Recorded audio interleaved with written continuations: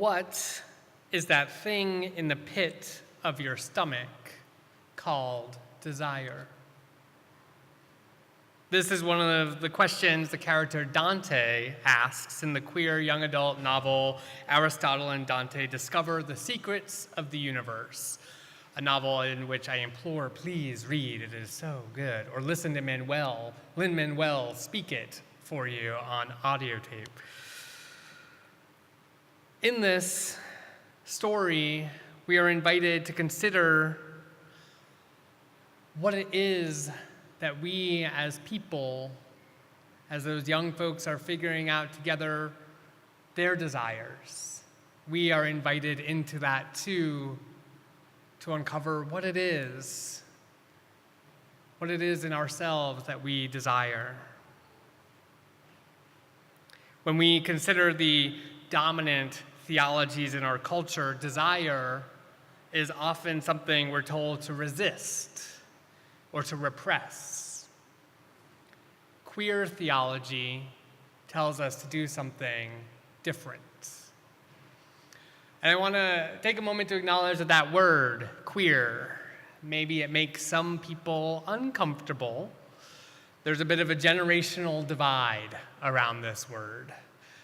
That for many people who are older than me, growing up, the word queer was an insult. It was something someone hurled at you to cause pain, to say you're different, you're wrong, you're bad. And then many people decided we need to reclaim this term, take the power away from it, put the power back into the community that had been affected by the harm, the violence that people had tried to inflict on those who were queer with that word. And so in the 80s in particular, we saw young lesbian and gay men in particular really saying, this word can now belong to us. We are taking the power back, creating organizations like Queer Nation, believing there was something powerful and beautiful in being queer, in being outside, in being different. And also I want to acknowledge that it still can create pain for some people, that not everybody wanted to reclaim this term. Not everybody is excited about it being around and everywhere. And so for those who sit with the discomfort, I invite you to try on reclaiming it with me today. You don't have to keep it forever. Before this sermon, just try on the possibility that queer can be powerful, beautiful, and not just something that hurts. Queer is usually thought of as an adjective describing people, behavior, that as it's been reclaimed, it's been about queer people, queer communities, queer spaces, where lesbian, gay, bisexual, transgender, those who don't fit within the binary of man and woman come together to celebrate, to love, to dance, to date, to do all of those wonderful, fun, queer things we do, to be dramatic, to have drama, to be mean to each other sometimes, unfortunately. We come together for all of the things that it is that queer people come together to do. And so queer is an adjective to describe us, often that umbrella of lesbian, gay, bisexual, transgender. Sometimes it's easier to say queer and trans than to say all of the letters of the alphabet that we keep adding to our acronyms. And that can be a bit overwhelming. So there's that piece to it for sure. But queer can also be a verb. It can be a way of doing things that we, as you see the sermon title today, it's queer and then parentheses, ing theology. And at first it might just be thinking that I'm trying to be overly academic and annoying, offering these kind of parentheses in the middle of words, but it's for a purpose. That queering something is about doing something to it. that we are trying to think beyond the boxes that get put around ideas, the boxes that get put around people, pushing boundaries of what it is that's considered theological. I would say we're even doing queerness in our service already today, that by queering liturgy, inviting dance into the ways in which we worship together, we are queering that which our Protestant ancestors would not have been too happy about a performance as part of worship. And yet I think there is something deeply theological and spiritual about celebrating the body, the way it moves, the beauty that we can feel, the connection to the divine that we get to have by witnessing the gift of dance. Queering something is about pushing the boundaries of gender, breaking down the binaries of male and female, something that can be hard for some folks who have been, I know you've talked about this before, but those terms of cisgender versus transgender and gender nonconforming, queering these binaries, inviting us into the possibility of what is new, inviting us to try things on in different ways. That is what queering something is about. Queer theology also is about making sure that those of us who are lesbian, gay, bisexual, transgender, who are queer, get to be participants in theology. Because so often theology is done to us, at us, debating whether or not we have the right to exist. Straight and cisgender people going through biblical texts to decide, this one says you are an abomination. Even us as Unitarian Universalists sometimes having conversations about queer and trans people without queer and trans people. Right? That we forget that the theology of LGBTQ folks, the queer possibilities of theology can come from us, about us, created with us, not just done to us. I was blessed to come out as gay in our faith when I was 12 years old, blessed to have a faith that affirmed me my whole time. But that is a very minority experience in religion, right? That coming into one's queer identity as a person of faith can be terrifying, can be violent, scary, hurtful. And yet, as Unitarian Universalists, we have made a commitment for decades now that we wouldn't allow that spiritual violence to happen in our congregations. And so I feel blessed by those of you and others beyond this congregation who fought hard to create a faith that could be welcoming, affirming, so that when I was in my About Your Sexuality class before the days of OWL in a basement church in Plymouth, Massachusetts, we had queer couples coming in, a gay man couple and a lesbian couple coming in and telling us about their sexuality, telling us who they were and what it was to be a gay or lesbian person. It wasn't as expansive at that time. This was 1997 or something like that, 6. And what we were experiencing as young people was an introduction and welcome to a sexuality that was affirmed beyond just what it meant to be straight. That we could learn who we were, explore who we were in a safe, welcoming space at church. I remember this gay men couple talking to us about what being gay was and falling in love with a man and the beauties and appropriateness and joys of gay sexuality. And I turned to my friend Lindsay next to me and I was like, that's me. And she's like, I know. I was like, oh, I didn't. Why didn't you tell me? I had no idea. But that is the possibility that we can create.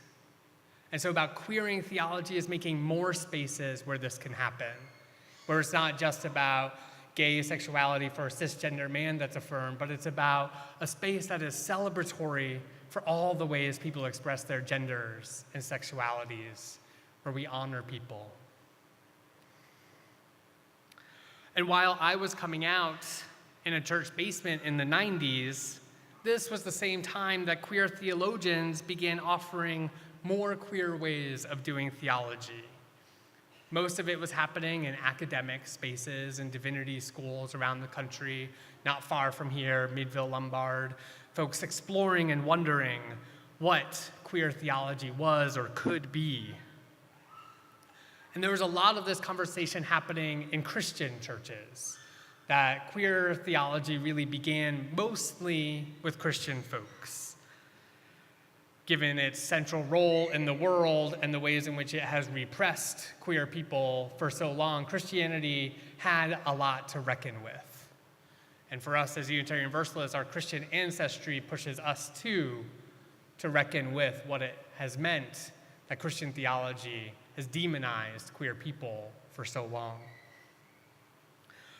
One of the early offerings of queer theology was to consider the possibility that Jesus had a beloved, and that beloved wasn't Mary Magdalene, that was a conversation happening, but that his beloved disciple was a man.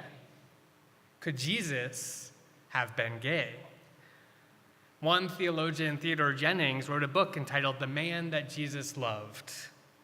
In it, he goes through stories in the Bible highlighting the affection that Jesus had for this unnamed, never completely described, beloved disciple. My favorite piece he highlights comes from the Gospel of John during the Last Supper, when this beloved disciple is described as laying himself across Jesus' lap and caressing his chest. Like, wow, sounds so erotic, a romantic relationship with Jesus. Really opened the doors for many gay men, Christians in particular, to think, they can worship Jesus, can be connected to God, can be connected to Christianity in a way that affirms a queer, cuddling Jesus. And while Jesus may have had a sexually romantic relationship with a man, we can't know. We as Unitarian Universalists wonder even, did Jesus, this actual person, exist? Or is it more like what this theologian Elizabeth Schussler Fiorenza says, which is that Jesus is a representation of a community, that the stories of Jesus in the Bible aren't actually about one man, but are about so many people told through oral tradition, that we created the Bible about one person, but maybe it was about something else. But we can wonder about Jesus' existence and his queerness and his actual sexuality. But queer theology pushes us beyond wondering the very physical aspects of what it means to be a gay, same-gender loving person. Queer theologies say that we can identify with Jesus around the story of the resurrection. That like many queer bodies before and after, Jesus was mutilated, attacked by the state, controlled, his body hanged before many. And yet Jesus would not allow the imperialist government of Rome to have the last word. He was able to defy death because those who believed in his message of love and transformation took that message onward. Much like we as queer and trans people do all of the time. This is how we create communities. Even when we are consistently dealt violence by police, by homophobic and transphobic people, where we've had so many Black trans women already killed this year in the United States, and yet these same communities, low income, transgender people of color, immigrant, incarcerated, queer, and trans communities continue to get back up and refuse to be consistently crucified. That is a part of what it means to queer theology. But queer theology isn't just Christian or didn't even stay only in Christianity.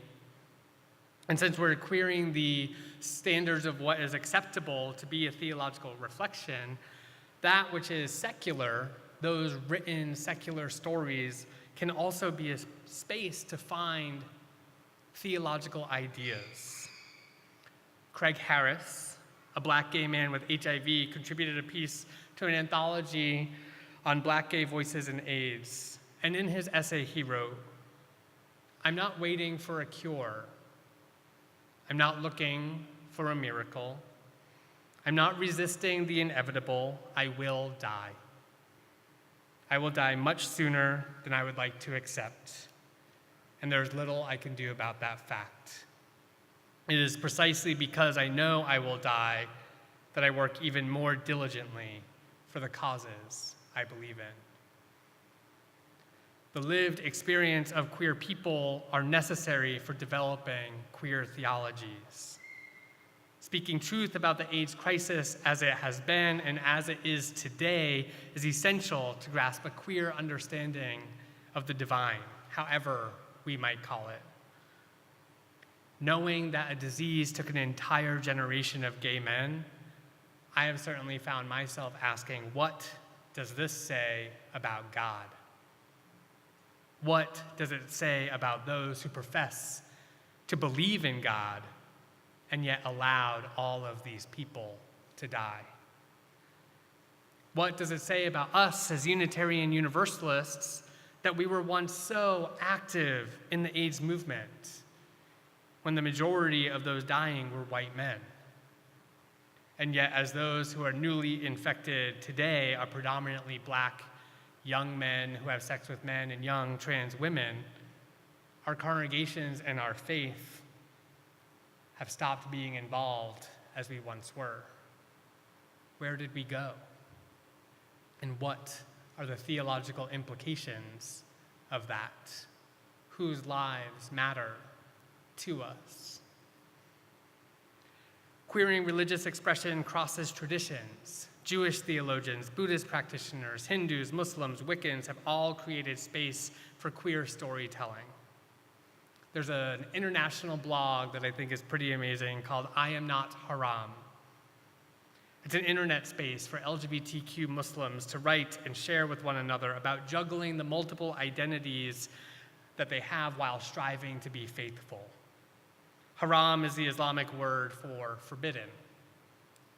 And this internet community offers an opportunity for interpreting the Quran and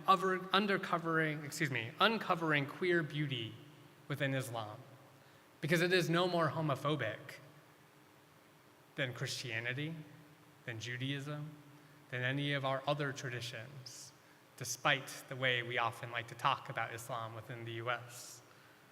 In one post, a young queer Muslim asks the forum how they can deal with the texts in the Quran that appear to demonize same-sex attraction in relationships, very similar to those who struggle with it in the Bible. The moderator responds, "Salam, friend. First know that you are not alone." And they go on to explore the ambiguity in the story of Lot and Sodom and Gomorrah.